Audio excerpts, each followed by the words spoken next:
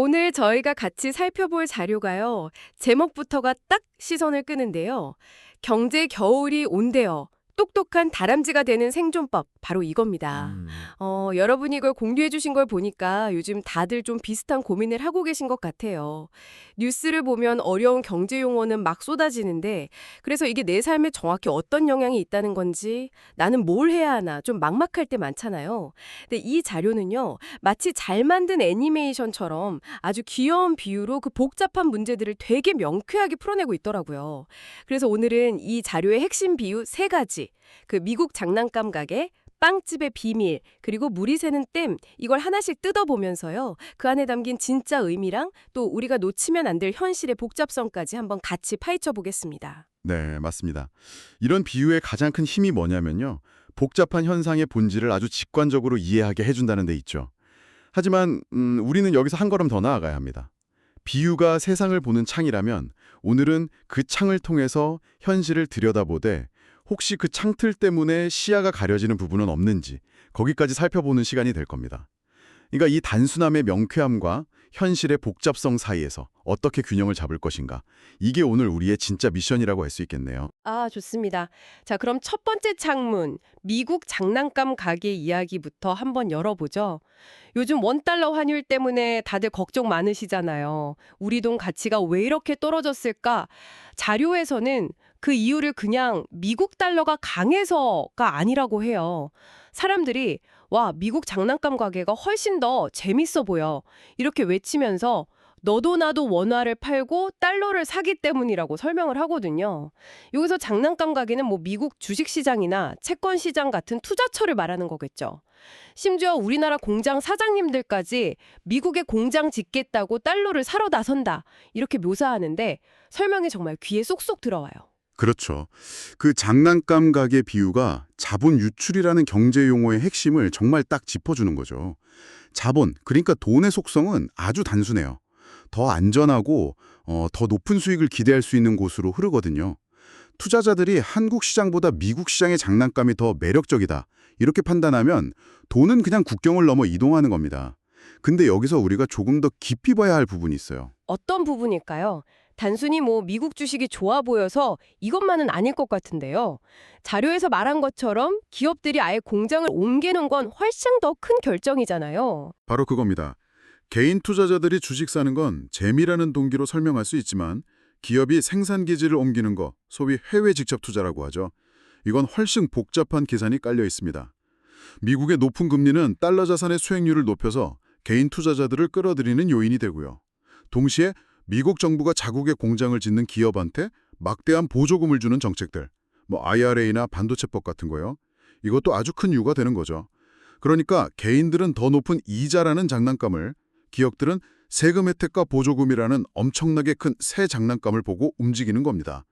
이 비유는 그 모든 움직임의 방향성이 미국을 향하고 있다는 현실을 아주 잘 보여주고 있는 거예요. 아, 그러니까 개인 투자자의 자본 유출이랑 기업의 해외 투자가 동시에 일어나면서 달러 수요는 폭발하고 원화 가치는 떨어지는, 뭐랄까, 이중고를 겪고 있다는 거군요.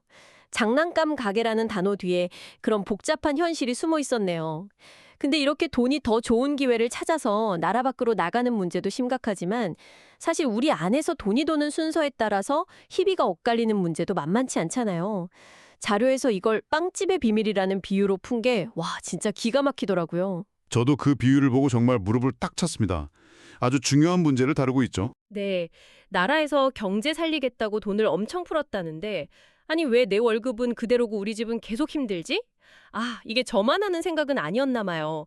자료를 보니까요. 정부가 빵, 즉 돈을 구우면 빵집 맨 앞줄에 있던 은행이나 자산가들이 갓 나온 따끈따끈한 빵을 먼저 싹쓸이한대요. 그리고 그 돈으로 집이나 빌딩 같은 자산을 사서 더 부자가 된다는 거죠. 반면에 우리 같은 보통 사람들이 맨 뒷줄에 서 있다가 빵을 받았을 때는 빵은 이미 딱딱하게 식었는데 가격표는 2배로 뛰어 있다는 거예요. 이 모든 게 돈의 순서 때문이다. 이 지적이 정말 날카로웠습니다. 바로 그 돈의 순서라는 표현이 칸티용 효과라는 경제 이론의 핵심입니다. 18세기 경제학자 리처드 칸티용이 처음 얘기한 개념인데요. 새로 만들어진 돈이 경제 시스템에 들어올 때 모든 사람에게 똑같이 퍼지는 게 아니라는 거죠. 꼭 물감이 물에 퍼지듯이 특정 지점부터 서서히 퍼져나간다는 이론이거든요. 돈을 찍어내는 중앙은행이랑 가장 가까운 곳, 그러니까 금융기관이나 대기업, 자산가들이 그 돈을 가장 먼저 그리고 가장 싼 이자로 손에 쥐게 됩니다.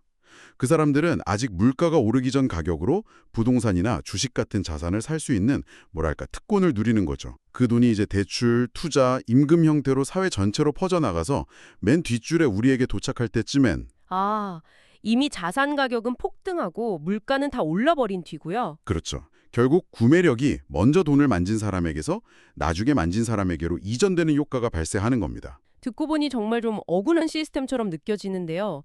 근데 또 한편으로는 경제 위기 때 정부가 돈을 푸는 게 어쩔 수 없는 선택이라는 시각도 있잖아요. 당장 기업 망하고 대량 실업 사태 벌어지는 걸 막아야 하니까요. 그 부작용을 알면서도 쓸 수밖에 없는 카드인 건가요? 아주 중요한 질문이십니다. 맞아요. 이 비유가 모든 걸 설명해 주진 않아요. 정부나 중앙은행이 돈을 푸는 데에는 분명 긍정적인 의도가 있습니다. 경기 침체를 막고 고용을 안정시키는 게 최우선 목표죠. 팬데믹 때 풀린 그 막대한 유동성이 최악의 경제 붕괴를 막았던 것도 사실이고요. 이 빵집 비유의 진짜 가치는요, 그 정책의 의도를 비판하는 게 아니에요. 그 정책이 실행되는 과정에서 필연적으로 발생하는 부작용, 즉 누가 먼저 이득을 보는가라는 이 불편한 진실을 아주 극적으로 보여주는 데 있는 거죠. 선한 의도의 정책이 때로는 의도치 않게 불평등을 더 심화시킬 수도 있다는 점을 우리에게 다시 한번 생각하게 해주는 겁니다. 아, 그렇군요.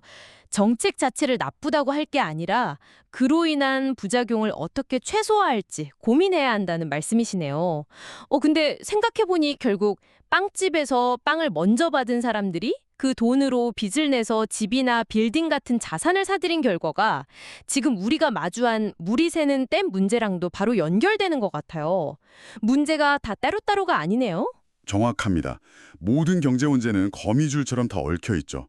빵집에서 시작된 과잉 유동성이 자산 시장의 거품을 만들고 그 거품에 올라타려고 수많은 사람들이 빚을 냈고 그 빚이 바로 물이 새는 댐의 균열이 된 셈입니다. 네, 세 번째 비유는 좀 섬뜩하게까지 하더라고요. 물이 새는 댐 이야기. 여기서 댐은 우리 경제, 댐에 난 수많은 구멍은 사람들이 집 사느라 너무 많이 진 빚, 즉 가계부채를 상징하죠. 근데 자료가 진짜 지적하는 건 그 구멍 자체가 아니었어요. 그 구멍을 막는 방식의 문제점이었습니다. 상식적으로는 튼튼한 시멘트로 구멍을 메워야 하는데 우리가 나중에 노후에 써야 할 국민연금이라는 비상금을 가져와서 작은 반창고를 붙이는 식으로 버티고 있다는 경고. 이러다 큰 파도가 오면 어떡하냐고요. 이 비유는 구조적인 문제를 임시방편으로 해결하려고 할 때 생기는 장기적인 위험을 아주 잘 보여주고 있습니다. 가계부채 같은 문제는 수십 년간 쌓여온 구조적인 문제거든요. 이걸 해결하려면 시멘트, 그러니까 소득 증대를 위한 산업구조 개편, 부동산 시장 연착륙 유도, 장기부채 조정 프로그램 같은 근본적인 처방이 필요하죠. 하지만 이런 정책들은 고통스럽고 시간이 아주 오래 걸립니다. 반면에 연기금 같은 자금을 투입해서 채권 시장을 안정시키는 건 당장 눈앞의 위기를 막는 데 효과적이란 말이죠. 이게 바로 반창고 처방의 유혹입니다. 현재의 안정을 위해서 미래 세대가 써야 할 자원을 끌어다 쓰는 셈이니까요. 근데 연기금 투입이 단기적으로는 시장을 안정시키는 효과도 분명히 있지 않나요? 어디까지가 위기를 막기 위한 필요한 조치고 어디부터가 위험한 반창고인지 이걸 일반인이 판단하기엔 참 어려울 것 같아요. 그 경계가 모호하기 때문에 더 위험한 겁니다. 물론 극심한 신용경색이 왔을 때 연기금이 최종 대부자 역할을 해서 시장 붕괴를 막는 순기능도 분명히 있습니다. 하지만 문제는 이게 반복되고 당연하게 여겨질 때예요. 위기가 오면 어차피 연기금이 구해주겠지.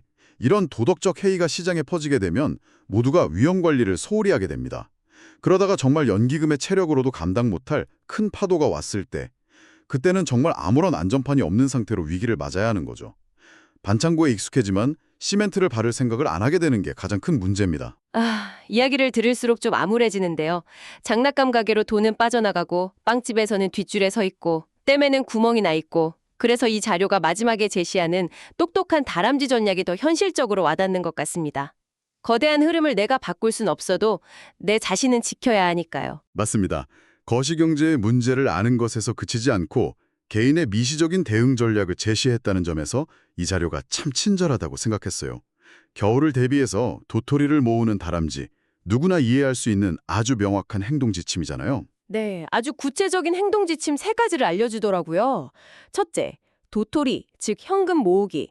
최소 6개월간 수입이 없어도 살 수 있는 비상금을 확보하라는 거죠. 둘째, 빚내서 투자하지 않기. 남의 도토리, 그러니까 빚을 빌려서 무리하게 장난감, 자산을 사지 말라고 경고합니다. 요즘처럼 이자가 비쌀 땐 정말 위험하죠.